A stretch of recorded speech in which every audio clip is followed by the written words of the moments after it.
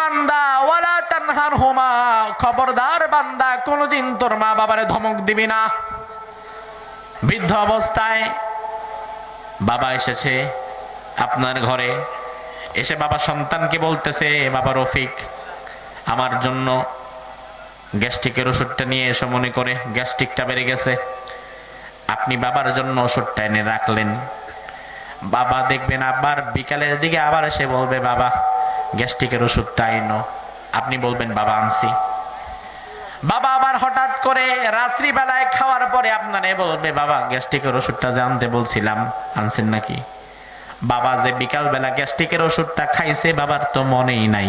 মনে না থাকার পরে এক প্রশ্ন, বাবা রাত্রিবেলা আবারও আপনাকে করতেই পারে, কারণ বাবা ভুলে গেছে। এবার সন্তান যদি কয় হাই সারাদিন এক কথা নাকি, আনছি ওষুধ না খাইছেন মনে নাই আপনার, তোমার উপরে আল্লাহর লানত পড়বে। কারণ তুমি সন্তান, তুমি জীবন অতীতে ফিরে যাও, তুমি ছোট্টবেলায় ফিরে যাও। বাবার কোলে তুমি বসেছিলে, বাবার কোলে বসে তুমি তোমার বাবারে বলেছো বাবা এটা কি? বাবা বলছে এটা লাইট। একটু পরে আবার সন্তান বলে বাবা এটা কি? বাবা বলে লাইট। একটু পরে আবার বলে বাবা এটা কি? বাবা বলে লাইট। বাবা বিরক্ত হয় না, বাবা বিরক্ত হয়ে থাপ্পড় দেয় না, এত কথা হস কেন? বরং তুমি ছোট্টবেলায় যতবার বলেছো বাবা এটা কি, বাবা এটা কি, বাবা তোমার কপালে চুমু দিয়ে ততবারই জবাব দিয়েছে। এখন বাবা মা যখন বুড়া বুড়ি হবে, এই আচরণটা তুমি যদি বাবা মার কাছে ফিরিয়ে দিতে পারো, এটা হবে ইহসান। আলোচনা করব, তাহলে সেই আলোচনাটুকু শোনার জন্য ধৈর্য, সহ্য, শক্তি, সময়, সাহস রংপুরের মানুষের হবে কি ইনশাআল্লাহ? হবে ইনশাআল্লাহ। রংপুর কিন্তু আলহামদুলিল্লাহ গোটা বাংলাদেশে 2024-এর বিপ্লবের মধ্য দিয়ে এক নতুন জাগরণ সৃষ্টি করেছে আপনাদের রংপুর। শহীদ আবু সাইদ কোথাকার মানুষ? মুরব্বীরা জানে না বুঝি, কোথাকার মানুষ? এই রংপুরের মানুষ।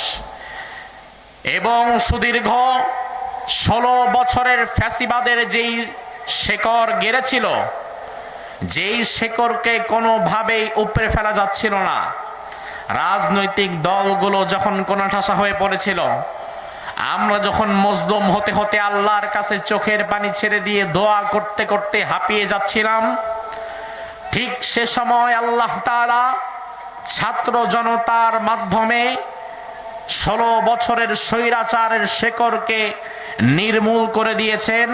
আমি মনে করি 2024-এর এই গণ অভ্যুত্থানের পেছনে অন্যতম ভূমিকা যদি কারো থেকে থাকে, সেটা হচ্ছে রংপুরের মানুষের এবং রংপুরের ছাত্র জনতার, যার প্রমাণ রেখে গিয়েছে আপনাদের কৃতি সন্তান শহীদ আবু সাইদ।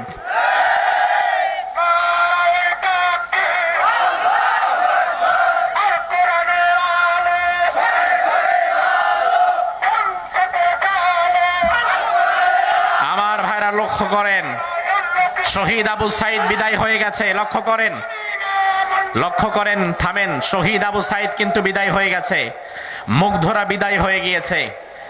আপনারা নিশ্চিন্ত হয়ে ঘুমিয়ে যাবেন, এটা ভুল করবেন। কারণ এখনো টপ টু বটম প্রত্যেকটা সরকারি অফিসার, আমলা কামলা খোঁজ নিলে দেখা যাবে সেখানে ফ্যাসিবাদের দোসররা দাঁড়িয়ে আছে। 16 বছর যারা ফ্যাসিজম টিকিয়ে রেখেছিল, সংসদ ভবন থেকে রান্নাঘর পর্যন্ত সরকারি একটা ক্লিনার, সরকারি 2টা টয়লেটও তারা বাদ দেয় নাই যেখানে নিজেদের লোক না ঢুকিয়েছে। এখন 16 বছরের এই ফ্যাসিজমের বিরুদ্ধে যুদ্ধ কিন্তু এখনো শেষ হয়ে যায় নাই। আপনি যে মনে করবেন দেশ স্বাধীন হয়ে গেছে, যা বলবো তাই হবে, যা করব তাই হবে, না। আপনি যদি এটা ভাবেন ভুল করবেন। তার সবচেয়ে বড় প্রমাণ হচ্ছে ঢাকা শহরে আজ আমি দেখলাম বাংলাদেশের স্বাধীনতা সার্বভৌমত্বের বিরোধী ভারতের দালাল একটি পত্রিকা, সেই পত্রিকার নাম হচ্ছে প্রথম আলো। আপনারা কি জীবনের নাম শুনেছেন? যারা পেপার পত্রিকা অন্তত চোখে পড়ছে তারা নামটা জানবেন। নাম হচ্ছে প্রথম আলো। যেই পত্রিকার নাম প্রথম আলো, কিন্তু এই পত্রিকা আসলে বাংলাদেশের জন্য আলো না, বাংলাদেশের জন্য শুধুমাত্র তার অন্ধকার। আলোটা পায় শুধু দিল্লি, আমরা আলো পাই না। যেই পত্রিকা বিগত 16 বছর ফ্যাসিবাদের পক্ষে লিখেছে, গণমানুষের বিরুদ্ধে লিখেছে, আলেমদেরকে জঙ্গি বানিয়েছে, যেই পত্রিকা আল্লামা সাইদি রহিমাহুল্লাহকে রাজাকার সাজিয়েছে, এই জঘন্য পত্রিকার সামনে আজ কিছু মানুষ যৌক্তিকভাবে দাঁড়িয়েছিল, মানববন্ধন করেছিল, কিছু কর্মসূচি প্রণয়ন করেছিল। এটা স্বাধীন বাংলাদেশের একটা ন্যায্য অধিকার। আমি চাইলে যে কোনো অফিসের সামনে অবস্থান কর্মসূচি পালন করতে পারি, আমি চাইলে যে কোনো অফিস বা যে কোনো কার্যালয়ের সামনে আমি আমার মত প্রকাশ করতে পারি।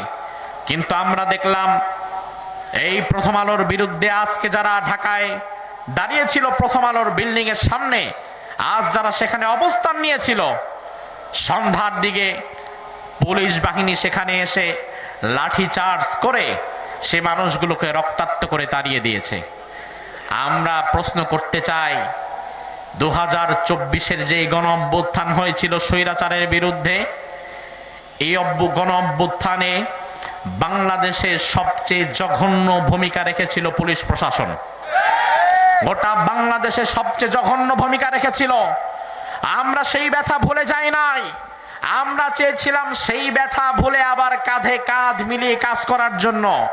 কিন্তু আপনারা যদি আবারও নতুন ভাবে ফ্যাসিবাদকে প্রতিষ্ঠা করতে চান, আর যদি আবারও আপনারা বিপ্লবীদের গায়ে হাত তুলতে চান, ন্যায্য দাবি নিয়ে যারা রাস্তায় নামবে তাদেরকে যদি টিয়ার শেল আর লাঠি চার্জ করে তাড়িয়ে দিতে চান, ভুল করবেন। আবু সাইদ মুগ্ধরা মরে যায় নাই, বরং তারা মরে গিয়ে আমাদের আন্দোলনকে আরো বেগবান করেছে। আগামীতে রংপুর সহকারে গোটা বাংলাদেশের প্রতিটা ঘরে ঘরে আবু সাইদ তৈরি হয়ে যাবে।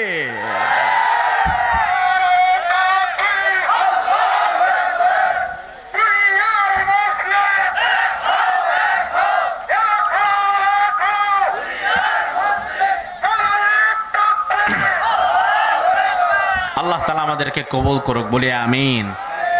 আপনারা কি কষ্ট পেয়েছেন? প্রিয় ভাইয়েরা আমার, ভূমিকায় এই কথাগুলো আপনাদের জানা দরকার ছিল।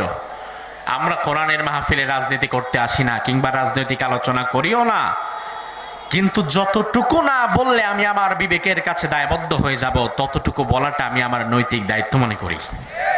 তাছাড়া আমি রাজনীতির আলোচনা এখানে করব কেন? আমি যদি রাজনীতির আলোচনা করি আমি সাভারে করব, কারণ এখানে তো আমি জীবনে এমপি ইলেকশন করব না, এখানে তো জীবনে আমি নির্বাচন করব না। তাহলে এখানে আমার রাজনীতির আলোচনা করার কোনো দরকার নাই। আমাদের আলোচনা হবে একটি কিতাব থেকে। সেই কিতাবের নাম কি? এখন আসুন আমরা কোরআন থেকে অল্প কিছু সময় আমরা আমাদের মূল আলোচনায় চলে যাই। তবে আমার ভাইয়েরা, কোরআনের আলোচনা করার পূর্বে কিংবা শোনার পূর্বে আউযু বিল্লাহ এবং বিসমিল্লাহ একবার পড়ার দরকার আছে না নাই? নাকি রংপুরে না পড়লেও হয়? পড়া লাগে নাকি? তাহলে আমি একটু আপনাদেরকে দেখতে চাই, জবানকে কাজে লাগিয়ে বসে না থেকে আমার সঙ্গে সকলে সমস্বরে আউযু বিল্লাহ বিসমিল্লাহটা একবার পাঠ করবেন। পারবেন তো ইনশাআল্লাহ? সবাই পড়েন, আউযু বিল্লাহি মিনাশ শাইতানির রাজিম, বিসমিল্লাহির রহমানির রহিম। وقضى ربك ألا تعبدوا إلا إياه وبالوالدين إحسانا إما يبلغن عندك الكبر أحدهما أو كلاهما فلا تقل لهما أف ولا تنهرهما وقل لهما قولا كريما واخفض لهما جناح الذل من الرحمة وقل رب ارحمهما كما ربياني صغيرا। দোয়াটা আপনাদের মুখস্থ আছে না নাই? পড়েন আমার সাথে, রব্বিরহামহুমা কামা রব্বায়ানি সগীরা। সুবহানাল্লাহ বলেন। আল্লাহ রাব্বুল আলামিন কোরআনুল কারীমের সূরাতু বনী ইসরাঈল এই সূরার 23 এবং 24 নম্বর আয়াতের মধ্যে রব্বুল আলামিন আমাদের জন্য কিছু চমৎকার কথা বলে দিয়েছেন। আল্লাহ তাআলা চাহে তো এই দুটি আয়াতে কারিমার উপরে আমরা কিছু কথা বলার চেষ্টা করব। কথাগুলো আল্লাহ তাআলা আমাকে সহজে বলার এবং আপনাদেরকে বোঝার, পরিশেষে উভয় পক্ষকেই আমল করার তৌফিক দান করুক। আরো জোরে কোন আমিন। বললেন প্রথম শব্দটা লক্ষ্য করেন, আল্লাহ রাব্বুল আলামিন বললেন বান্দা ওয়া কাযা রাব্বুক, তোমার রব কাজী হয়ে ফয়সালা করেছেন, আল্লাহ তা'বুদু ইল্লা ইয়া, আমি আল্লাহ ছাড়া কারো ইবাদত করা যাবে না, ওয়া বিল ওয়ালিদাইনি ইহসানা, এবং পিতামাতার খেদমত করবা, ইহসান করবা। ইম্মা ইয়াবলুগান্না ইনদাকাল কিবার, যদি পিতামাতা তোমার জীবদ্দশায় যদি তারা বার্ধক্যে উপনীত হয়ে যায়, আহাদুহুমা আও কিলাহুমা, তাদের একজন কিংবা উভয়জন, ফালা তাকুল লাহুমা উফ, উফ শব্দটা তাদের সাথে করবা না, ওয়ালা তানহারহুমা, তাদেরকে ধমক দিবা না, ওয়া কুল লাহুমা কাওলান কারীমা, তাদের সাথে সব সময় নরম নরম কথা বলবা। ওয়াখফিদ লাহুমা জানাহাদ যুল্লি মিনার রাহমাহ, তুমি তোমার দয়ার দুইটা হাত তাদের দিকে বিছিয়ে দাও। মা পাখিটা যেমন বাচ্চা পাখিদের জন্য তার দুটো ডানা বিছিয়ে দেয় বৃষ্টি থেকে সেভ করার জন্য কিংবা শত্রুর আক্রমণ থেকে বাঁচাবার জন্য, একইভাবে তুমিও তোমার দয়ার দুটি হাত তোমার মা বাবার জন্য বিছিয়ে দাও। ওয়াকুর রব্বিরহামহুমা, আর তুমি তোমার আল্লাহর কাছে বলো, আয় আল্লাহ আমার পিতা মাতার উপর তুমি রহম করো, কামা রব্বায়ানি সগীরা, পিতা মাতা যেভাবে ছোট্ট অবস্থায় শিশুকালে আমার প্রতি দয়া করেছে। আমার ভাইরাই হচ্ছে দুটি আয়াতে কারিমের শাব্দিক তরজমা। এবার আসুন আমরা এর ব্যাখ্যার দিকে চলে যাই।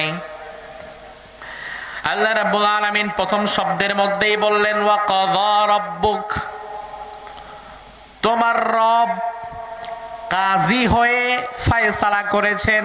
কাজী আরবি শব্দ, কাজীর বাংলা হচ্ছে বিচারক। কাজীর বাংলা কি? তাহলে আমগো দেশে যারা বিয়া পড়ায় ওটারে কি কয়? তাহলে বিয়া যে পড়ায় আরে যে কোন দুঃখে কাজী কয় আমি এটাই বুঝলাম না। কাজী শব্দটা আরবি কাজা থেকে এসেছে, কাজী মানে বিচারক। তাইলে প্রধান বিচারক যিনি, সর্বশেষ সর্বশ্রেষ্ঠ বিচারক যিনি, তিনি কে? আল্লাহ রাব্বুল আলামিন। আল্লাহ রাব্বুল আলামিন বললেন বান্দা তোমার রব তিনি কাজী হয়ে ফয়সালা করেছেন, বিষয়টাকে হালকা ভাবে নিলে হবে না। আল্লাহ তাআলা কিন্তু চাইলে বলতে পারতেন ওয়া ক্বালা রাব্বুক, তোমার রব বলেছেন। যেমন কোরআনে কিন্তু অনেক জায়গায় আল্লাহ বলেন ওয়া ক্বালা রাব্বুকুম উদউনি আস্তাজিব লাকুম, তোমার রব বলেছেন তোমরা আল্লাহকে ডাকো, তিনি তোমাদের ডাকের জবাব দিয়ে দিবেন। কিন্তু আল্লাহ তাআলা এখানে ক্বালা শব্দটা বলেন নাই যে আমি আল্লাহ তোমাদেরকে বললাম, বরং আমি আল্লাহ বলার মধ্য দিয়ে ওয়া ক্বালা শব্দটাকে বাদ দিয়ে আল্লাহ তাআলা ওয়া কাযা শব্দ ঢুকায়া দিলেন। আল্লাহ বললেন ওয়া কাযা রাব্বুক, তোমার রব ফয়সালা করেছেন। বলার মাঝে আর ফয়সালা করে দেওয়ার মাঝে পার্থক্য কি আছে না নাই? পার্থক্য আপনাদেরকে বুঝাই। সাধারণ বলা আর ফয়সালা করা এক জিনিস না। আমাদেরকে কিন্তু আমাদের মা বাবা আদেশ দেয়, এই আব্দুর রহমান সকালে বাজারে যাবা, কাঁচামরিচ নিয়ে আসবা, মা বলেছে। বাবা বলল, আব্দুর রহমান দুপুর বেলায় আমার দোকানে গিয়া 10 মিনিট বসবা, বাবা আদেশ করেছে। মায়ের আদেশ না মানলে কিংবা বাবার আদেশ না মানলে মা বাবা সর্বোচ্চ ধমক দেয়, বকা দেয়, কিংবা শাসন করে, গায়ে হাত তোলে। কিন্তু মা বাবার আদেশ যদি আপনি না মানেন, মা বাবা আপনারে জেলে দেওয়ার অধিকার রাখে। কথা কন না? হেই মিয়া, কই রাখে? মা কইছে মরিচ নিয়ে আসো, নিয়ে আসেন নাই, যা তোমার 10 বছরে জেলে দিয়ে দিলাম। এমন হয়? তাফসীর বুঝেন, বোঝা শুরু করলে ভালো লাগবে। মা বাবা আদেশ করে, তবে মা বাবার আদেশ যদি আমরা না মানি, মা বাবা আমাদেরকে বকা দিতে পারে, ধমক দিতে পারে, কিংবা মারতে পারে, কিন্তু জেলে দিতে পারবে। শিক্ষক বলল, আব্দুর রহমান আগামীকাল অঙ্কটা করে নিয়ে আসবা, আদেশ। আমি করতে পারলাম না। পরের দিন যখন ক্লাসে গেলাম, শিক্ষক কিন্তু আমার কানে ধরে দাঁড় করায় রাখবে কিংবা বেতের বাড়ি দিবে, কিন্তু অঙ্কটা কেন করতে পারলাম না, না করার কারণে কিন্তু শিক্ষক আমারে ফাঁসি দিতে পারবে না। পারবে নাকি? তাইলে মা বাবার আদেশ, শিক্ষকের আদেশ, এটাও আদেশ। আবার আপনি যখন হাকিমের কাছে যাবেন, আপনি চলে গিয়েছেন বিচারালয়ে, হাইকোর্টে, কিংবা জায়গা জমির কোনো মামলা নিয়ে মামলা গড়াতে গড়াতে চলে গেছে হাইকোর্ট থেকে সুপ্রিম কোর্টে। এখন হাইকোর্টে যাওয়ার পরে হাইকোর্টের জজ যদি আপনাকে বিচারক হয়ে যদি কোনো আদেশ করে, কোনো ফায়সালা করে, আপনি যদি বলেন মানি না, ওই না মানার কারণে আপনার উপরে জেল হওয়ার সম্ভাবনা আছে না নাই? মা বাবার আদেশ অমান্য করা, শিক্ষকের আদেশ অমান্য করা আর বিচারকের আদেশ অমান্য করা কিন্তু এক জিনিস না। ও ভাই আমার, আপনি চিন্তা করলেন হাইকোর্টে আমি বিচার দিলাম, হাইকোর্ট আমার বিরুদ্ধে রায় দিয়েছে, আমার ভালো লাগলো না। এখন কিন্তু আপনি চাইলে আরো বড় উকিল ধরে হাইকোর্ট থেকে মামলা এটা বের কইরা সুপ্রিম কোর্টে নিতে পারবেন, যে এটার বিচার ভাল লাগে নাই, আমি আরো বড় জায়গায় যাব, সুযোগটা আছে না নাই? এবার আপনি সুপ্রিম কোর্টে চলে গেলেন। সুপ্রিম কোর্টে যাওয়ার পরে আপনার মামলার বিচার যেটা হয়েছে সেটা যদি আপনার বিরুদ্ধে যায়, কিছুই করার নাই, কারণ সুপ্রিম কোর্টের উপরে বাংলাদেশে কোনো আদালতই নাই। সুপ্রিম কোর্টের বিচার যদি ভালো না লাগে, মুখ বন্ধ কইরা বইসা থাকতে হবে, মাইনা নিতে হবে। যদি বলেন মানি না, তাইলে আদালত অবমাননার দায়ে আরেকটা মামলা খাইবেন। যদি কোন মানি না, তাইলে আদালত অবমাননার দায়ে আরেকটা মামলা খাবেন, আগের মামলা তো আছেই। ও আমার ভাই, এবার আপনাদেরকে আমি বুঝাই, আমি জানতে চাই, বিচারক, সুপ্রিম কোর্টের বিচারক, তাদের কথা না মানলে যদি জেলে যাওয়া লাগে, ফাঁসিতে ঝোলা লাগে, হাইকোর্টের বিচারক, সুপ্রিম কোর্টের বিচারক, দুনিয়ার সব বিচারকের চাইতেও বড় বিচারক একজন আছে না নাই? তিনার নামটা কি? আমার আল্লাহ বললেন, বান্দা আলাইসাল্লাহু বিআহকামিল হাকিমিন, আমি আল্লাহর চাইতে শ্রেষ্ঠ বিচারক আর কিন্তু কেউ হতে পারে না। এবার আল্লাহ তাআলার শব্দের দিকে তাকান। আল্লাহ বলে, বান্দা আমি শ্রেষ্ঠ বিচারক, আমি দুনিয়ার বিচারকদেরও বিচারক। এই দুনিয়াতে বিচারালয়ে মামলাটা যখন উঠে, প্রভাবশালী ব্যক্তিরা টাকা পয়সা দিয়া কিন্তু মামলাটারে উল্টাও দিতে, নাকি পারে না? নাকি এমন দেশ বাংলাদেশে কোনোদিন হয় নাই? বরং আমরা বিচারালয়ের দিকে যখন আগে তাকাতাম, আমরা দেখতাম বিচারালয়গুলো ছিল নির্দিষ্ট একটা দলের অফিস, ঠিক কিনা? ওই বিচারালয়ে যখন অসহায় গরিব মানুষ কিংবা ভিন্ন মতের ভিন্ন দলের কেউ যেত, সে ন্যায্য বিচার পেত না। যখন তাদের দলের কেউ যেত, অপরাধ করে গেলেও তখন আর তার বিচারই হতো না। বিগত দিনে আমরা দেখেছি এই সাজানো ট্রাইব্যুনাল, এই বিচার বিভাগ এতটা কলুষিত করেছিল নিজেদেরকে। মার্ডার করেছে, মার্ডার কেসের আসামি। ধর্ষণ করেছে, একটা দুইটা নয়, 100টা। 100 ধর্ষণ করে সেঞ্চুরি করেছে ছাত্র দল, ছাত্র দল বললে তো বুঝবেন না, ওই যে তাদের ছাত্র সংগঠনের একজন ছাত্র 100 ধর্ষণ করে সেঞ্চুরি করেছে। এমন ঘটনাও জাহাঙ্গীরনগর বিশ্ববিদ্যালয়ে ঘটেছে, যে জাহাঙ্গীরনগর বিশ্ববিদ্যালয় আমার মসজিদের কাছাকাছি। একজন ব্যক্তি 100 ধর্ষণ করেছে। ইসলামে যদি একটা ধর্ষণের বিচারে ফাঁসি হইতো, ইসলাম যদি থাকতো, ওর মতো কুলাঙ্গারে তো 100 বার ফাঁসিতে ঝোলানো হইতো। 100 ধর্ষণ করে ফাঁসির আসামি, অথচ বিচার বিভাগ তাকে বেকসুর খালাস দিয়ে দিয়েছে। অন্যদিকে আমরা দেখেছি 50 বছর বাংলাদেশের টেকনাফ থেকে তেতুলিয়া যেই আল্লাহর বান্দা কোরআনের তাফসির করেছে, কোরআনকে বুকে নিয়ে গিয়েছে, যার তাফসির শুনে হাজার হাজার মুসলিম ইসলাম গ্রহণ করেছে, শুধুমাত্র ভিন্ন মত থাকার কারণে, কোরআনের হক কথা বলার কারণে তার মতো একজন আল্লাহর ওলিকে এই বিগত বিচার বিভাগ ধর্ষণকারী বানিয়ে ফাঁসির রায় দিয়েছিল।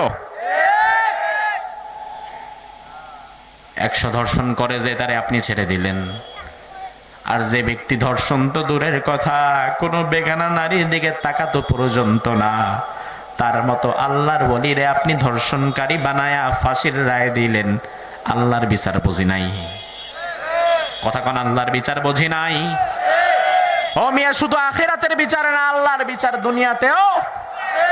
তার সবচেয়ে বড় প্রমাণ হচ্ছে ওই ট্রাইব্যুনালে যে 5 জন বিচারক ছিল, 4 জন ভয়ে সাইদি সাহেবের নামে কলম ধরতে ভয় পেয়েছে, যে না আল্লাহ আল্লাহ, এত বড় আলেম, এত বড় একজন মানুষকে কিভাবে আমরা মিথ্যা রায় দেব।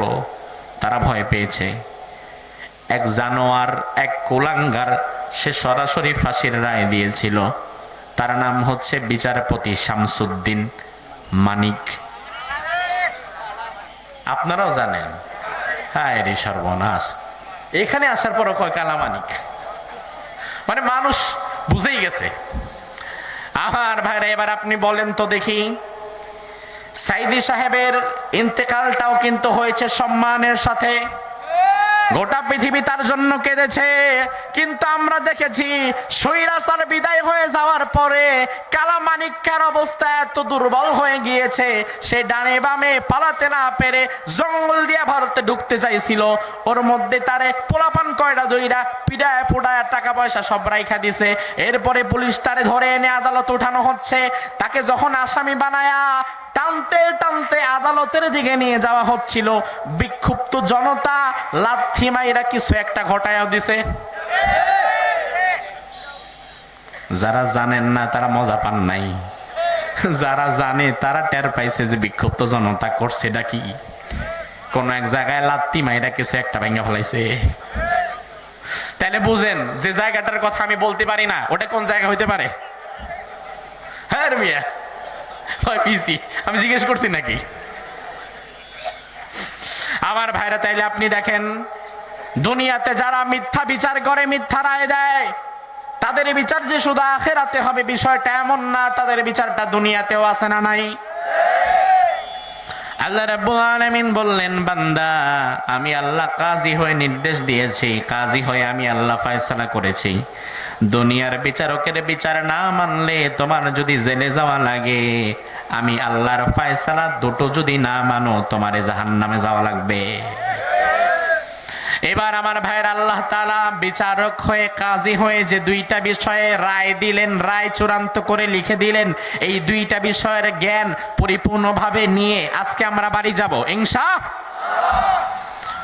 আল্লাহ রাব্বুল আলামিন বলেন, 1 নাম্বার হচ্ছে আল্লাহ তা'বুদু ইল্লা ইয়্যাহ। 1 নাম্বার হচ্ছে আমি আল্লাহ রায় চূড়ান্ত করে লিখে দিলাম, আমি আল্লাহ ছাড়া অন্য কারো ইবাদত কোনোদিন কোনো মুহূর্তে করা যাবে যাবে না। আমাদের দেশের মানুষ ইবাদত কি বুঝে না। আপনাকে যদি আমি এক বাক্যে প্রশ্ন করি, ইবাদত বলতে আপনি কি বোঝেন, জবাব কি দিবেন? কেউ বলবে নামাজ, কেউ বলবে রোজা, কেউ বলবে হজ, কেউ বলবে জিকির। আমি বলবো না ভাই, এগুলো মূলত আসলে ইবাদত না। ইবাদত শব্দটা এসেছে আবদুন থেকে। আবদুন মানে দাস, বান্দা, গোলাম। রংপুরবাসী জবাব দেন, আমাদের মালিককে? তাইলে আল্লাহ যদি মালিক হয়, আমরা মালিকের কি? মাশাআল্লাহ, আমরা মালিকের কি? গোলাম। গোলাম কি নিজের মন মতো চলে না মালিকের মন মতো? এখন গোলাম যদি কোনোদিন মালিকের অর্ডারের বাহিরে গিয়া নিজেই মালিক হওয়ার জন্য চেষ্টা করে, ওই মালিক কি ওর মতো অবাধ্য গোলাম রে আর রাখবে? কথাগুলো বিবেকের মধ্যে ঢোকাবেন আজকে ভালো করে। ইবাদত কি জিনিস? ও ভাই আমার, দেখেন, আপনি সকাল 8টার দিকে চলে যান অফিসে, বিকাল 5টায় আসেন, 8টা টু 5টা ডিউটি। এই যে 9 ঘন্টা আপনি অফিসে গিয়ে কাজ করেন, এই 9 ঘন্টা আপনি কাজ করার জন্য অফিসের মালিক আপনারে 20,000 টাকা বেতন দেয়। এবার সকাল 8টা থেকে 5টা পর্যন্ত এই টোটাল সময়টা অফিসের মধ্যে আপনি কিন্তু নিজের মন মতো চলতে পারেন না। আপনাকে কাজ ভাগ ভাগ করে দেওয়া হয়। এই কাজগুলো যথাসময়ে আপনাকে আপনার মালিককে বুঝিয়ে দিতে হবে। এই 9 ঘন্টা আপনি হেলায় খেলায় কাটাতে পারেন না। এই 9 ঘন্টার বাহিরে আপনি আপনার যা খুশি তাই করতে পারেন, কিন্তু এই 9 ঘন্টা মালিক আপনার থেকে কিনে নিয়েছে। এই 9 ঘন্টা আপনি বসে বসে ফেসবুক চালাইতে পারবেন না। এই 9 ঘন্টা বসে বসে আপনি আরেকজনের সাথে কথা বলতে পারবেন না। এই 9 ঘন্টা আপনি অফিসে গিয়ে ঘুমায় থাকতে পারবেন না। বরং এই 9 ঘন্টা আপনাকে আইন ও কানুন মানতে হবে ওই অফিসের মালিকের। ঠিক কি না? এবার আপনি আপনার নিজের জীবনের দিকে তাকান। আপনি যদি আল্লাহর গোলাম নিজের দাবি করেন, তাহলে আপনার সারা জীবনটা যিনি কিনে নিয়েছেন তিনি কে? বিনিময়ে আপনার 20,000 টাকা দিবে না, বরং বিনিময়ে দিবে আল্লাহ তার বানানো জান্নাতটা। তাইলে জান্নাতের বিনিময়ে আপনি যে আপনার জীবনটা বিক্রি করে দিয়েছেন, সময়টা বিক্রি করে দিয়েছেন, ওই অফিসের কর্মচারী সকাল 8টা থেকে 5টা পর্যন্ত তার অফিসের মালিকের বিধান মতো চলা লাগে। যদি তার অফিসের মালিকের বিধান মতো না চলে, 2-1 বার তাকে সাবধান করা হয়। যদি সাবধান না হয়, তার মতো 3rd ক্লাস কর্মচারীরে বের করে দেওয়া হয়। তোর মতো বেটা বাদাম মারে লাগবো না, তুই বের হয়ে যা, নতুন কর্মচারী নিয়োগ দিব। একইভাবে আপনাকে আল্লাহ তাআলা আল্লাহর গোলাম বানিয়েছে। এবার আপনি যদি আল্লাহর হুকুম আহকাম মতো না চলে নিজের মন মতো চলা শুরু করেন, আলেম ওলামারা আপনাকে হয়তো 2-1 বার কোরআন হাদিস দিয়ে সাবধান করবে। এরপরেও যদি সাবধান না হন, আল্লাহ তাআলা আপনাকে তার গোলামির খাতা থেকে তার নামটাও কেটে দিবে। কারণ তুই যদি আমার গোলাম হস, তুই তো আমার মতো চলবি। আমার গোলাম দাবি করার পরে তুই যদি আব্রাহাম লিঙ্কনের মতো কিংবা অন্য কারো মন মতো চলিস, তাহলে তো হবে না। এই জন্য বাংলাদেশের মানুষের সব চাইতে বড় বিষয়টা হচ্ছে আল্লাহ তা'বুদু ইল্লা ইয়া। তারা এই ইবাদতের কনসেপ্টটাই বোঝে না। ইবাদত কি জিনিস জিজ্ঞেস করলে বলবেন নামাজ। আমি আপনাদেরকে বলি না, নামাজ ইবাদত না। ইবাদত কি জিনিস জিজ্ঞেস করলে বলবেন রোজা। আমি বলবো না, না রোজা ইবাদত না। ইবাদত কি জিনিস বললে বলবেন মাহফিল। আমি বলবো না, মাহফিল ইবাদত না। এই নামাজ, রোজা, হজ, যাকাত এগুলো হচ্ছে পার্ট অফ ইবাদা। ইবাদতের এক একটা অংশ, ইবাদতের এক একটা অংশ কিন্তু সামগ্রিকভাবে ইবাদত বলতে নামাজকে বোঝানো হয় নাই। আমার ভাইরা লক্ষ্য করেন, এই যে এটা কি আমার? জোরে কোন, এটা কি আমার? কপাল বা মাথা চোখ যাই মনে করেন, এটা আমার পা, এটা আমার নাক, এটা আমার কান। তাইলে এটা যদি হাত হয়, এটা যদি মাথা হয়, এটা যদি পা হয়, এটা যদি পেট হয়, মানুষটা কই? মানুষটা কই? আমার হাতটা কাইটা রাখলে এটা কিন্তু মানুষ না। আমার চোখটা বের করে ফেললে এটা মানুষ না। আমার পাটা কেটে আলাদা করে রেখে দিলে এটা আসলে মানুষ না। বরং মানুষ হচ্ছে আমার মাথার চুল থেকে পায়ের গোড়ালি পর্যন্ত সবটা মিলানোর পরে হয় এটা একটা মানুষ। কথা কি বোঝাতে পারছি?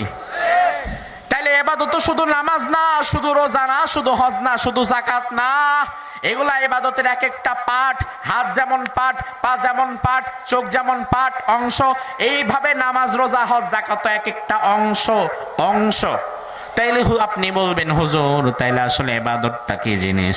ইবাদতটাকে যদি আপনাকে আমি এক কথায় বুঝিয়ে দেই তাহলে এভাবে বোঝানো যাবে, তারকু মা হারামাল্লাহ ওয়া আদাউ মা ইফতারাদাল্লাহ। ইবাদত হচ্ছে আপনি আপনার সারা জীবনে আল্লাহর সকল ফরজ বিধানগুলো নির্দ্বিধায় মেনে নেওয়া এবং সকল হারাম বিধানগুলো নির্দ্বিধায় ছেড়ে দিতে পারার নামটাই হচ্ছে ইবাদত। শুধু নামাজের নাম যদি বাজান ইবাদত হয়, তাইলে তো মাগরিবের পরে, আসরের পরে মাগরিবের ঠিক কয়েক মিনিট আগ মুহূর্তে একটা সময় থাকে, ওই সময়টার নাম হচ্ছে নিষিদ্ধ সময়। ওই সময় কেউ যদি নামাজ পড়ে সব তো দূরের কথা, উল্টা আরো গুনাহ হবে। এটা কি জানেন? নিষিদ্ধ সময় আসরের পরে মাগরিবের ঠিক কয়েক মিনিট আগে এই সময়টা থাকে, জেনে নিবেন। ওই সময়ে নামাজ পড়া হারাম। নামাজ পড়া যদি ইবাদত হয় তাইলে তো কথা ছিল সব সময় পড়ার জন্য ইবাদত, কিন্তু না, কখনো কখনো নামাজ পড়া ইবাদত, আবার কখনো কখনো নামাজ না পড়াটা ইবাদত। রোজার নাম যদি ভাজান ইবাদত হয় তাহলে তো ঈদের দিন রোজা রাখলেও সব পাওয়ার কথা ছিল, কিন্তু হাদিস কি বলে? ঈদের দিন যদি কেউ রোজা রাখে সব তো দূরের কথা, উল্টা আরো হারামের গুনাহ হবে। কারণ ঈদের দিন রোজা রাখতে নিষেধ যিনি করেছেন তিনি কে? তাইলে নামাজ কখনো পড়া ইবাদত, আবার নামাজ কখনো না পড়া ইবাদত। রোজা কখনো রাখা ইবাদত, আবার রোজা কখনো ভাঙ্গা ইবাদত। তাইলে আসলে ইবাদতটা কি? ইবাদত হচ্ছে আমার আল্লাহ যা বলেছে সবটা মেনে নেওয়া, আমার আল্লাহ যা নিষেধ করেছে সবটা ছেড়ে দেওয়া। এই সকল বিষয়গুলোকে একত্রিত করলেই হবে ইবাদত। ঠিক না ঠিক? ইবাদতের কনসেপ্টটা আজকে ক্লিয়ার হয়ে গেলেন, আর যেন জীবনে কোনোদিন ভুলে না যান। আমার ভাইরা এবার লক্ষ্য রাখেন, আপনি যদি আল্লাহর বিধান অনুযায়ী, রাসূলের তরিকা অনুযায়ী সকালবেলা এই যে এখন মাহফিল শেষ করে এই যে এখন মাহফিলে বসে আছেন, কার খুশির জন্য? জোরে কোন, এটা ইবাদত। এরপরে এবার আপনি মাহফিল থেকে বের হয়ে রাত্রিবেলা ঘুমিয়ে গেলেন, ঘুমের আগে দোয়া পড়ে ঘুমালেন, আবার ঘুম থেকে উঠে দোয়া পড়লেন, তাইলে আপনার পরিপূর্ণ ঘুমটাও হবে ইবাদত। এরপরে ফজরের নামাজ পড়লেন, ফজরের নামাজ ইবাদত। এরপরে আপনি হালাল জীবিকা উপার্জনের জন্য মাঠে কাজ করতে গেলেন, আপনি যতটা সময় পর্যন্ত কাজ করলেন কাজটাও হবে ইবাদত। এরপরে আপনি ক্ষেতের সবজিগুলো নিয়ে বাজারে গেলেন বিক্রি করার জন্য, ওখানে যদি আপনি 2 নাম্বারি ছলচাতুরি না করেন আপনার ব্যবসাটা হবে ইবাদত। এরপরে যদি আপনি কোনো রাজনৈতিক দল করেন, আপনি যদি আল্লাহর খুশির জন্য রাজনীতি করেন রাসূলের দেখানো পথে, তাইলে আপনার রাজনীতিটাও হবে কিন্তু ইবাদত। ইবাদত হতে পারে আপনার জীবনের 24টা ঘন্টা, 24টা ঘন্টাই হতে পারে মুমিনের জন্য ইবাদত। এখন আমরা বাংলাদেশের মানুষ তো মনে করি ব্যবসা ব্যবসা, রাজনীতি রাজনীতি, অর্থনীতি অর্থনীতি, পরিবার তো পরিবার। ইবাদত মানে আমরা মনে করি ফজর, জোহর, আসর, মাগরিব, এশা, 5 ওয়াক্ত নামাজ। 5 ওয়াক্ত নামাজ পড়তে সর্বোচ্চ লাগবে 1 ঘন্টা, কিন্তু দিনের রাতে মিলায়া আল্লাহ তো সময় দিয়েছে 24 ঘন্টা। তাহলে 24 ঘন্টায় তুমি 1 ঘন্টা যদি আল্লাহর ইবাদত করো, বাকি 23 ঘন্টা করলা কি? বাকি 23 ঘন্টা যদি আল্লাহর বিধান মতো না চলো, তাইলে তোমার 1 ঘন্টা হবে আল্লাহর ইবাদত, আর বাকি 23 ঘন্টা হবে শয়তানের ইবাদত। কথা কয় না? এখন আপনি চিন্তা করেন, আমাদের বাংলাদেশে আল্লাহর ইবাদত করনেওয়ালা ব্যক্তি বেশি না শয়তানের ইবাদত? আপনি কইবেন হুজুর কইলে হইল নাকি আমি শয়তানের ইবাদত করি? আপনি আমার জোর কইরা শয়তানের দলে দিলেই কি হবে নাকি? আমি বলবো না ভাই, জোর করে দিব না। এবার আমি এমন একটা যুক্তি আপনার সামনে পেশ করব, এরপরে আপনি নিজের বিবেকের কাছে নিজেই প্রশ্ন করবেন। আমার ভাইরা, আমাদের বাংলাদেশে সবচেয়ে বেশি আম হয় কোন জেলা জানেন?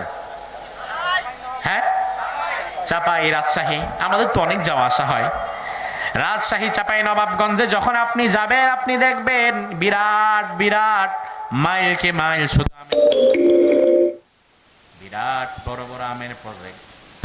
ওই আম বাগান, একটা আম বাগানের মধ্যে 1000 আমের গাছ আছে। চারটা পাঁচটা সারিতে ভাগ করা 1000 আমের গাছ। কিন্তু 1000 আমের গাছের মধ্যখানে একটা নারিকেল গাছ, 2টা সুপারি গাছ, একটা নিম গাছ, 2-1টা বিচ্ছিন্ন গাছও আছে। এবার আমার ভাইরা একটু জবাব থাকলে বলেন, 1000 আম গাছ যেখানে আছে, মধ্যখানে যদি 2টা নারিকেল গাছ থাকে, তাইলে ওই বাগানের নাম কি নারিকেল বাগান নাকি আম বাগান? কি বাগান? কিন্তু ওই আম বাগানে নারিকেল গাছও আছে না নাই? পরিমাণ 2টা কম। 1000 আম গাছের মধ্যে 2টা নারিকেল গাছ থাকলে ওই জায়গার নাম যেমন নারিকেল বাগান হয় না আম বাগান হয়। দিনের মধ্যে 24 ঘন্টার 23 ঘন্টা শয়তানের পেছনে কাটায়া 1 ঘন্টা আল্লাহর জন্য নামাজ পড়ার পরে তুমি আল্লাহর ইবাদত না, তুমি শয়তানের ইবাদতই হয়ে গেলা। আল্লাহর ইবাদত যদি করতে চাও, তাইলে পুরা পাকাপাকি 24টা ঘন্টাই দিতে হবে কাকে? আমার ভাইয়ের এবার প্রশ্ন আসে, আমি আল্লাহর ইবাদত করব কতদিন? উত্তর হবে, দুনিয়াতে বাঁচবেন যতদিন। ঠিক না? আল্লাহ রাব্বুল আলামিন কোরআনুল কারীমের মধ্যে বললেন, ওয়াবুদ রাব্বাকা হাত্তা ইয়াতিয়াকাল ইয়াকিন। দুনিয়াতে যতটা সময় তুমি বাঁচবা, তুমি শুধুমাত্র ইবাদত করবা কার? আল্লাহ রাব্বুল আলামিন বললেন, বান্দা, প্রথম বিষয় হচ্ছে ইবাদত শুধুমাত্র এক আল্লাহর করতে হবে। আর 2 নাম্বার বিষয় হচ্ছে ওয়াবিল ওয়ালিদাইনি ইহসানা। আমার ইবাদতের পরেই সব চাইতে বেশি গুরুত্ব দিবা তুমি যাদেরকে, তারা বাহিরের কেউ না, তারা হচ্ছে তোমার পিতা এবং মাতা। সুবহানাল্লাহ। আল্লাহর ইবাদতের পরেই আল্লাহ নিজে পিতামাতার স্থানকে বরাদ্দ করে দিয়েছেন। পিতামাতার জায়গাটা আল্লাহ তাআলা তিনার পরেই রেখেছেন। তার মানে ইসলামে পিতামাতার গুরুত্ব বেশি না কম? আল্লাহ রাব্বুল আলামিন বললেন, বান্দা, ওয়ালা তানহারহুমা, তুমি তোমার পিতামাতারে কোনোদিন ধমক দিয়ে কথা বলবা না, বিরক্ত হবা না, উফ শব্দটা তাদের সাথে করবা না। কখন করবা না? ইম্মা ইয়াবলুগুন্না ইনদাকাল কিবার, যখন তারা তোমার বয়স থাকতেই তারা যখন বৃদ্ধ হয়ে যাবে, বুড়া বুড়ি হয়ে যাবে। আল্লাহ তাআলা বৃদ্ধ অবস্থার কথা এখানে উল্লেখ করলেন। আমার ভাইরা লক্ষ্য করেন, মানুষ যখন বুড়া হয় তখন আসলে মানুষ মূলত বাচ্চাদের মতো হয়ে যায়। বয়স যত বাড়ে সে তখন ধীরে ধীরে বাচ্চা পোলাপানের মতো হয়ে যায়। বাচ্চা ছেলে যেমন ভুলে যায়, বাচ্চা ছেলে যেমন জামা কাপড় নষ্ট করে দেয়, মানুষের বয়স যখন বেড়ে যায় সেও তখন কথা বোঝে না, কম শুনে ভুলে যায়, জামা কাপড় নষ্ট করে ফেলে। আল্লাহ বলে, বান্দা, ওয়ালা তানহারহুমা, খবরদার বান্দা, কোনোদিন তোর মা বাবারে ধমক দিবি না। বৃদ্ধ অবস্থায় বাবা এসেছে আপনার ঘরে, এসে বাবা সন্তানকে বলতেছে, বাবা রফিক, আমার জন্য গ্যাস্ট্রিকের ওষুধটা নিয়ে এসো, মনে করে গ্যাস্ট্রিকটা বেড়ে গেছে। আপনি বাবার জন্য ওষুধটা এনে রাখলেন। বাবা দেখবেন আবার বিকালের দিকে আবার এসে বলবে, বাবা গ্যাস্ট্রিকের ওষুধটা এনো। আপনি বলবেন, বাবা আনছি। বাবা আবার হঠাৎ করে রাত্রি বেলায় খাওয়ার পরে আপনারে বলবে, বাবা গ্যাস্ট্রিকের ওষুধটা যে আনতে বলছিলাম আনছেন নাকি? বাবা যে বিকাল বেলা গ্যাস্ট্রিকের ওষুধটা খাইছে বাবার তো মনেই নাই। মনে না থাকার পরে এক প্রশ্ন, বাবা রাত্রিবেলা আবারও আপনাকে করতেই পারে, কারণ বাবা ভুলে গেছে। এবার সন্তান যদি কয়, হাই সারাদিন এক কথা নাকি, আনছি ওষুধ না খাইছেন মনে নাই আপনার, তোমার উপরে আল্লাহর লানত পড়বে। কারণ তুমি সন্তান, তুমি জীবন অতীতে ফিরে যাও, তুমি ছোট্টবেলায় ফিরে যাও। বাবার কোলে তুমি বসেছিলে, বাবার কোলে বসে তুমি তোমার বাবারে বলেছো, বাবা এটা কি? বাবা বলছে এটা লাইট। একটু পরে আবার সন্তান বলে, বাবা এটা কি? বাবা বলে লাইট। একটু পরে আবার বলে, বাবা এটা কি? বাবা বলে লাইট। বাবা বিরক্ত হয় না? বাবা বিরক্ত হয়ে থাপ্পড় দেয় না, এত কথা হস কেন? বরং তুমি ছোট্টবেলায় যতবার বলেছো বাবা এটা কি, বাবা এটা কি, বাবা তোমার কপালে চুমু দিয়ে ততবারই জবাব দিয়েছে। এখন বাবা মা যখন বুড়া বুড়ি হবে, এই আচরণটা তুমি যদি বাবা মার কাছে ফিরিয়ে দিতে পারো, এটা হবে ইহসান। তুমি আচরণটা ফিরায় দাও তোমার মা বাবাকে। তুমি তোমার মা বাবার সাথে ধমক দিয়ে কথা বলো না, তাদেরকে তাদের হক ফিরিয়ে দাও। এজন্য আল্লাহর হাবিব বলেন, রিদাল্লাহি ফি রিদাল ওয়ালিদাইন ওয়া সাখাতুল্লাহি ফি সাখাতিল ওয়ালিদাইন। আল্লাহর সন্তুষ্টি পিতামাতার সন্তুষ্টির মধ্যে নিহিত, আর আল্লাহর অসন্তুষ্টি পিতামাতার অসন্তুষ্টির মধ্যে নিহিত হয়েছে। আমার ভাইরা, আল্লাহর হাবিব সাল্লাল্লাহু আলাইহি ওয়াসাল্লামের প্রখ্যাত একজন সাহাবী হারিসা ইবনে নুমান, আল্লাহর হাবিব রাত্রিবেলা ঘুমালেন।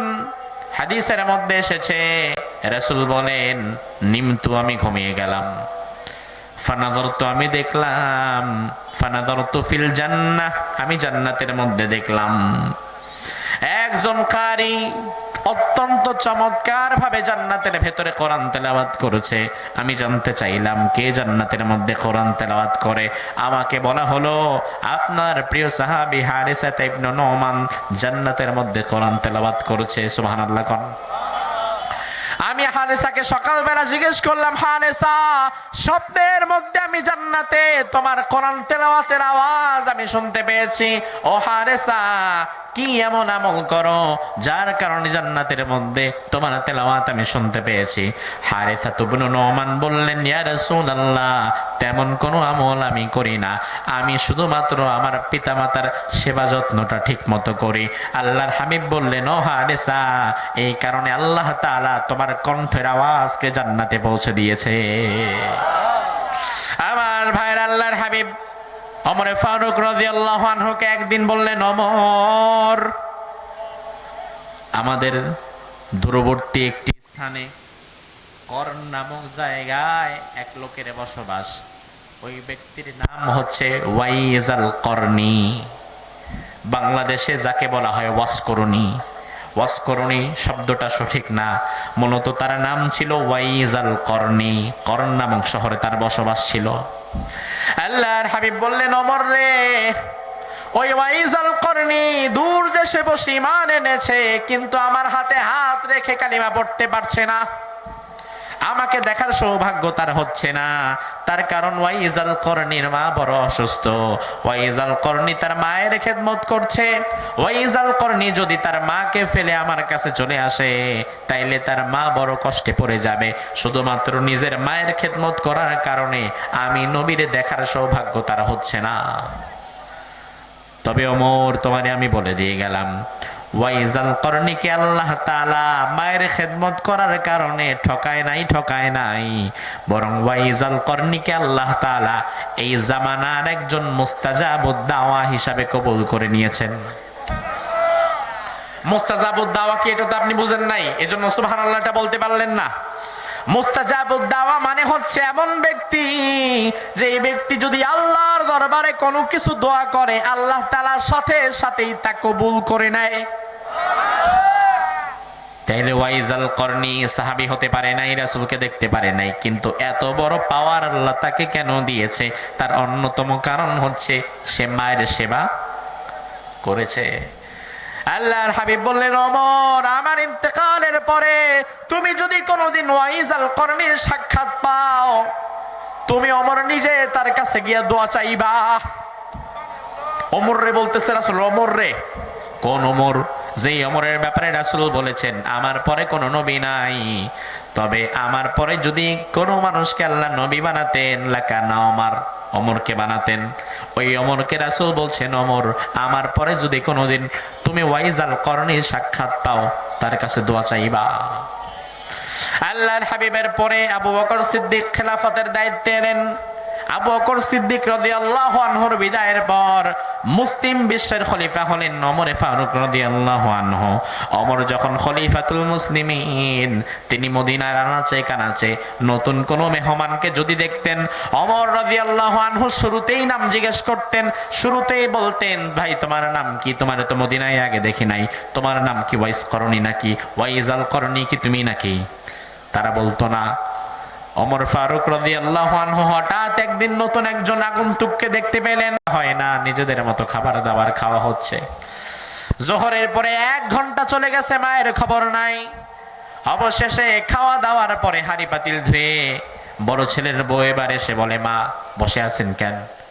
আজকে যে মাসের 11 তারিখ, আপনার কি মনে নাই? আজকে তো খাবারের ডেট আমাদের ঘরে না, আজকে আপনার খাবারের তারিখ মেজো বউয়ের ঘরে, ওখানে যান। মাকে মেজো বউয়ের ঘরে পাঠায় দিল। আমি তোমারে বলি ছেলে, তুমি যদি চাও আল্লাহর রহমত পেতে, তাহলে তোমার ঘরের দরজা, তোমার হাড়ি পাতিল, তোমার রান্নাঘর, তোমার পকেট, তোমার ব্যাংক ব্যালেন্স, তোমার মায়ের জন্য, তোমার বাবার জন্য 30 দিনই খোলা রাখতে হবে। 30 দিনই খোলা। তুমি তোমার মাকে বলতে পারো, মা আমার তো আরো 2টা ভাই আছে, আমরা তো 3 ভাই, আমার বাকি ভাইয়েরাও তো আপনার খেদমত করে জান্নাতে যেতে চায়, কেউ তো সুযোগ হাতছাড়া করতে চায় না। এই জন্য আমরা 3 ভাই 10 দিন করে আপনার দায়িত্ব ভাগ করে নিলাম। তবে মা, যে আপনি 10 দিন আর 11 দিন না, আপনার জন্য আমার রান্নাঘরটা সব সময়ের জন্য খোলা। আপনি যখন খুশি আসবেন, আমার রান্নাঘরে ঢুকে পাতিলে ঢাকনা তুলে যা খুশি খাবেন। আপনি খাওয়ার পরে যদি কিছু থাকে তাইলে আমরা খাবো। এটা আপনার বলা দরকার, ঠিক কি না? ও ভাইরা আমার, আমাদের কেমন সন্তান জন্ম হচ্ছে? আমরা তো ইব্রাহিমের দিকে তাকালে দেখতে পাই, ইব্রাহিম আলাইহিস সালামের সন্তান, তিনিও নবী, নাম হচ্ছে ইসমাঈল। নাম কি? ইসমাঈল আলাইহিস সালাম বিয়ে করলেন। বাবা ইব্রাহিম তিনি নবী, তিনি থাকেন দূরবর্তী জায়গায়। তিনি খবর পেলেন আমার ছেলে ইসমাইল বিয়ে করেছে, তবে বিয়েতে আমি থাকতে পারি নাই। তিনি একদিন চিন্তা করলেন, বৌমারে দেখার জন্য আমি একদিন ইসমাইলের ঘরে যাব।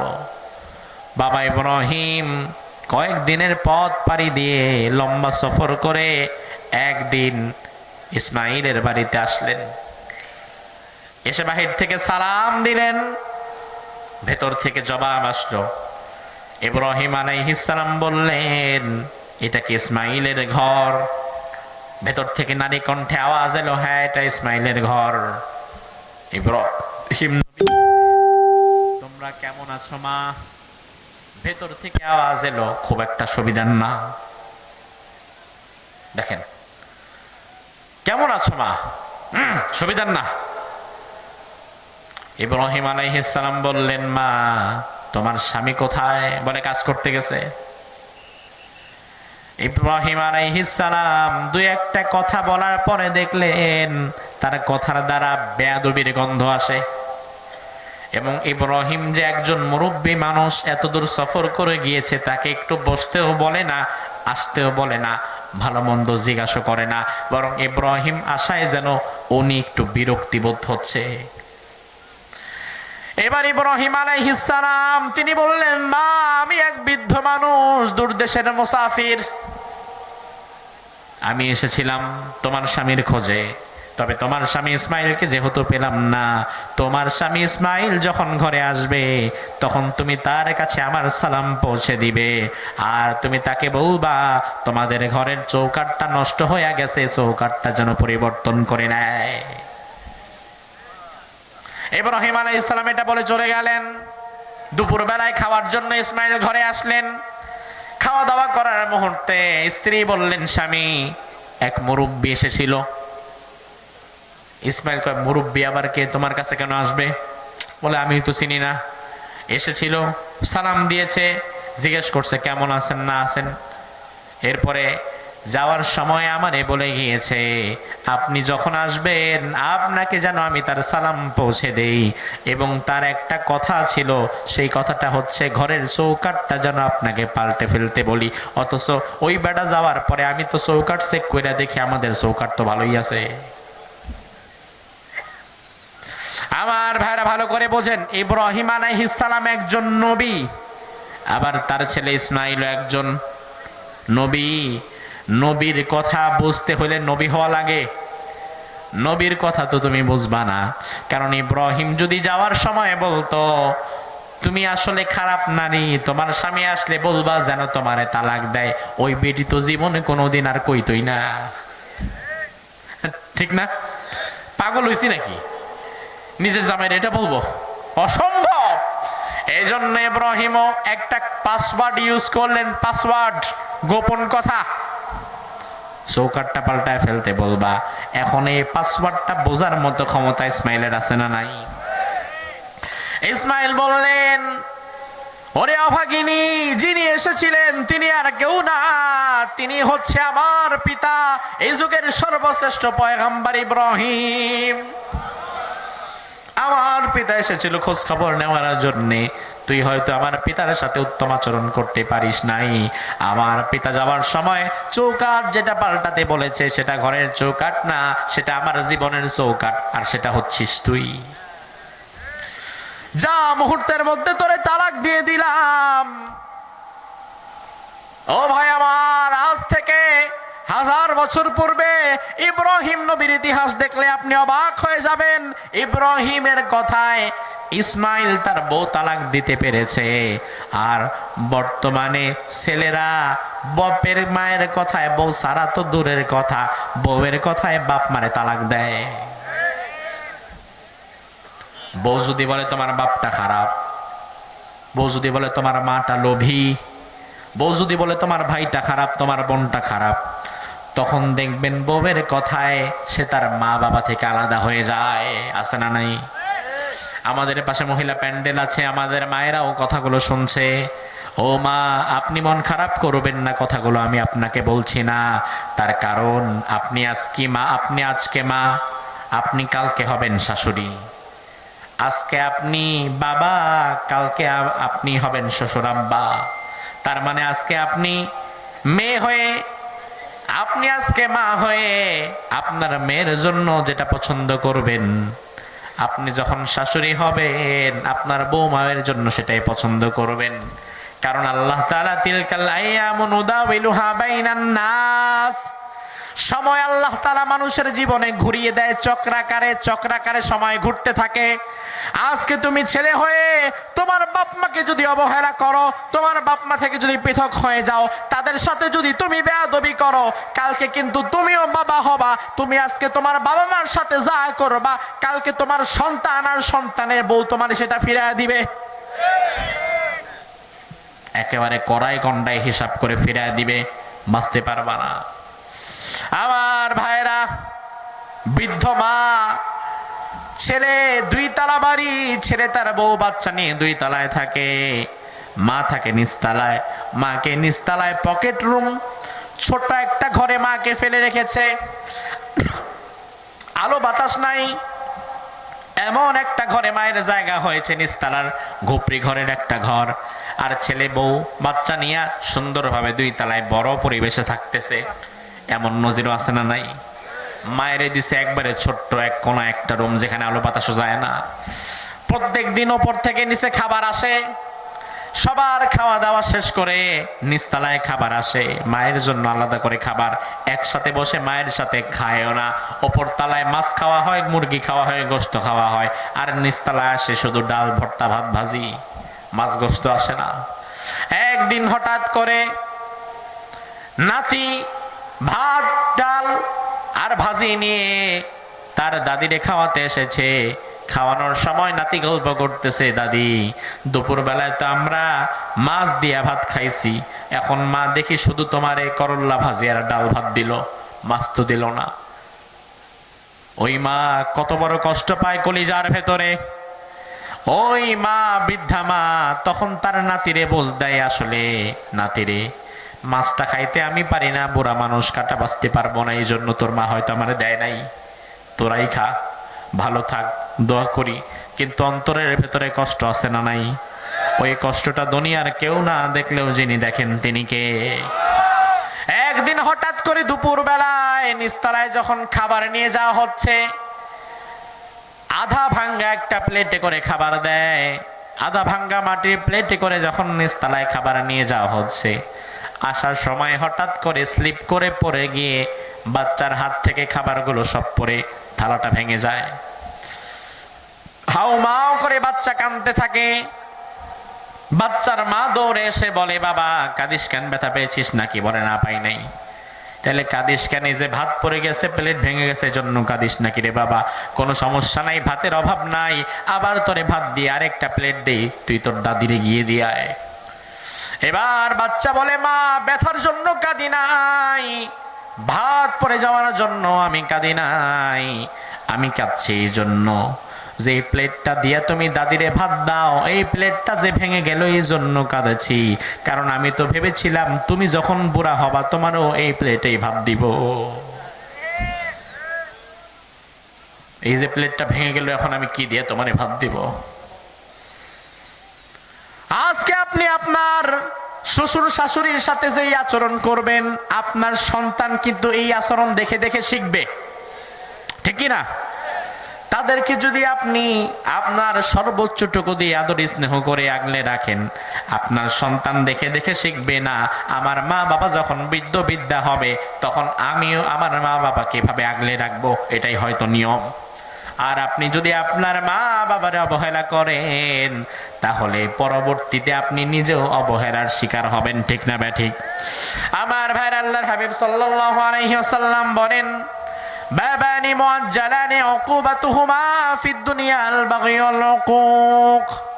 এই দুনিয়াতে দুইটা এমন অপরাধ আছে যে দুইটা অপরাধের বিচার আল্লাহ তাআলা শুধু আখিরাতের জন্য করবেন বলে পেন্ডিং রাখেন না। ওই দুইটা অপরাধের বিচার আল্লাহ দুনিয়াতে এক ভাগ আগে করে দেন, আখিরাতের বিচার তো পরে হবেই। এর মধ্যে এক নাম্বার হচ্ছে আল বাগয়ু, জুলুম করা। জোরে কোন কি করা? জোরে কোন কি করা? দুনিয়াতে আপনি যদি কারো উপর জুলুম করেন তাহলে আপনি মনে করবেন না এই জুলুমের বিচার বুঝি আল্লাহ শুধু আখিরাতে করবে না, বরং জুলুমের বিচার আল্লাহ দুনিয়াতেও এক ভাগ করে দিবে, এরপরে আখিরাতে আপনাকে নিবে। এই জন্য আমরা দুনিয়াতে দেখি যত বড় বড় জালিম তাদের কিন্তু সুখের সাথে মৃত্যু হয় না, বরং তাদের মৃত্যুটা এমন ভাবে হয়, এমন জায়গায় হয় যেখানে মৃত্যু হওয়ার পরে জানাজার নামাজ পড়ানোর মতো লোক পাওয়া যায় না। এমন ভাবে মৃত্যু হয়, সম্মানের সাথে হয় না।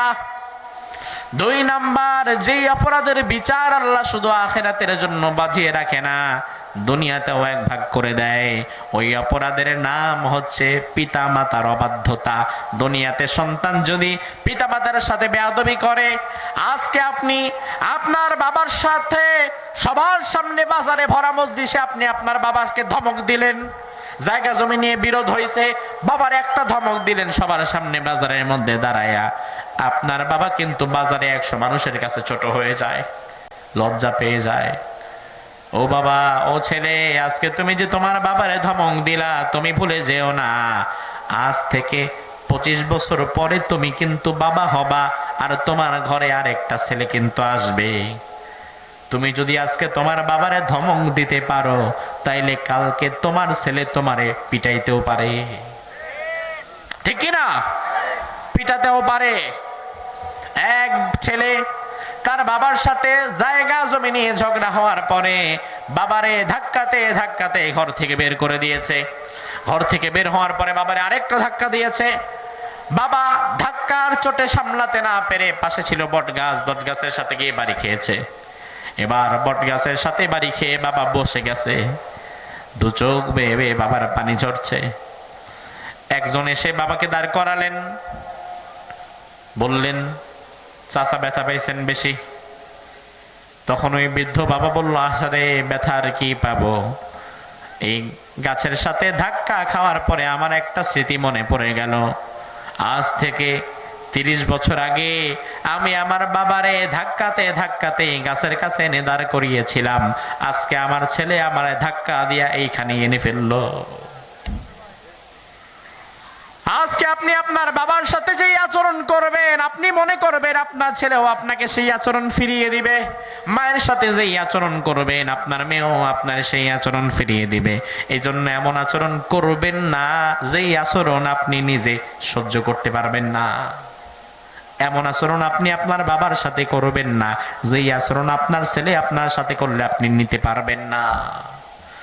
আমার ভাইরা, এই জন্য পিতামাতা হচ্ছে এমন গুরুত্বপূর্ণ একটা জায়গা যেখানে যদি খেদমত করা হয় খুশি হয়ে যাবেন কে?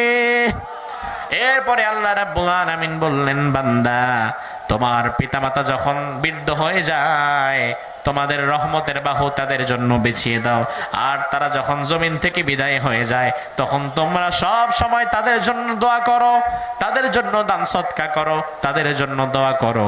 এখন পিতামাতার জন্য কি দোয়া করা লাগে সেটাও আমাদের জানা আছে না নাই? পারেন সবাই? পড়েন, রব্বির হামহুমা কামা রব্বায়ানি সগীরা। আল্লাহ তাআলা আমাদের পিতামাতা যাদের দুনিয়াতে বেঁচে আছে আল্লাহ তাআলা নেক হায়াত দারাজ করুক, বলি আমিন। আর যাদের পিতামাতা দুনিয়া থেকে বিদায় হয়ে গিয়েছে আল্লাহ তাআলা যেন জান্নাত নসিব করে, বলুন আমিন। হাযা মা ইনদি ওয়াল ইলমু ইনদাল্লাহ আলাইহি তাওয়াক্কালতু ইলাইহি উনীব। আমরা ইনশাআল্লাহ মুনাজাত করে সবার জন্য দোয়া করে একসঙ্গে বিদায় হব ইনশাআল্লাহ।